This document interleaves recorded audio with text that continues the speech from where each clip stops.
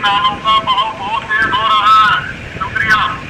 ये गुजारिश की जाती है कि वो नदी नालों की तरफ ना जाए, ना ही बिना वजह सफर न करें, क्योंकि दरिया का बहाव तेज हो रहा है। तमाम लोगों को इत्तला दी जाती है कि वो बिना वजह नदी नालों की तरफ ना जाए, ना ही बिना वजह सफर न करें, क्योंकि नदी नालों का बहाव बहुत तेज हो रहा है। पसिया आने का भी खदशा है कि वो नदी नालों की तरफ ना जाए, ना ही बिना वजह सफर न करें, क्योंकि नदी नालों का बहाव बहुत तेज हो रहा है। शुक्रिया। तमाम लोगों से ये गुजारिश की जाती है कि वो नदी नालों की तरफ ना जाए, ना ही बिना वजह कोई सफर न करें, क्योंकि नदी नालों